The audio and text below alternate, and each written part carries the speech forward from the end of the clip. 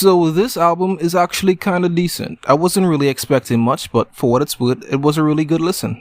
Like, it's hard to believe that this nigga really made Ransom at the age of 16, and that was like 4 years ago. I feel old. I'm pretty sure by now that track probably has like around 1 billion streams, but let's see if he can recreate that magic on his new album, Tec. I mean, the album is projected to sell around 30-35k units, which is only like 15 behind what Doja is predicted to sell, and he's doing that without all the antics. But let's talk about the album. It's around 16 tracks long, a short runtime of 38 minutes, and compared to the album cover arts that we had this year, it's actually kinda decent. But this review is just gonna be like a highlight review cause he's pretty consistent all the way through on this album, so I'm only gonna touch on a few tracks that are like a highlight to me. By the way, I've also repotted Pete, so hopefully he doesn't die.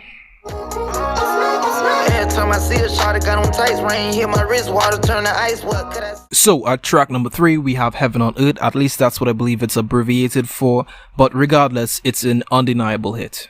It's a very soulful track with a bit of R&B production as well as some looped chipmunk vocals in the back. As far as the rapping goes, him and Kodak are rapping their asses off like the rent is due. Tecca is riding this beat and his vibe is just really incredible, and then Kodak comes in and he matches the energy and complements the track equally as well. Lyrically, however, it's a bit of nothing rap, which is kind of forgivable when the vibe is there, however for an entire album, not so much. Yeah, not living enough. This blunt, I'm taking a puff. I'm starting to feel like it's us. I just want to say whoever was responsible for the track transitions on this album deserves a fucking award because that motherfucker was in his bag. 500 Pounds, the track title, not to be confused with Your Mom, is an incredible trap song that transitions really well from the last. The production does carry a lot, but I think Tecca does a good job of maintaining the energy of this track. And yes, he's been known to cap in his raps, but he's very open about playing more into a character than anything else, which I respect.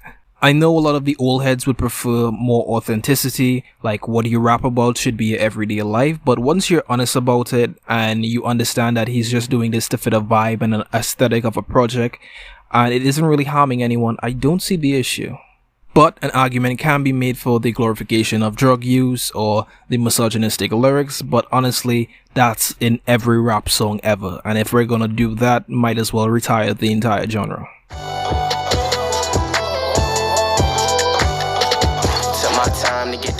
Dead or Alive is another awesome track that transitions really well from the last. It also has a Bruce drop 'em off bar here that goes quite hard.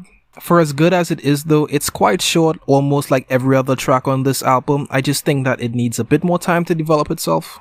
Like, the best way I know how to describe this is like, imagine you're a girl right on the edge of having an orgasm, and as soon as you reach there, the person just changes the rhythm of their strokes and you're just like fucked. Bad analogies aside, it's a decent song. I keep my bitch right. Said that she won't Casamigos, it's a late night. The whole hood trying to slide so the Need Me is another highlight, mostly because of that Brandy sample, but at this point in writing the review, I noticed an issue.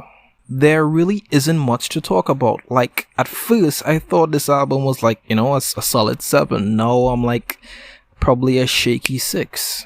Let me explain. Firstly, for as good as those songs that I mentioned previously, as well as that Ken Carson track, Real Discussions, and Monday to Sunday, lyrically, they don't have much to go into. And yes, the album has great track transitions, great production, some decent flows, and some damn good features. Lyrically, the heart and soul, in my opinion, just isn't there.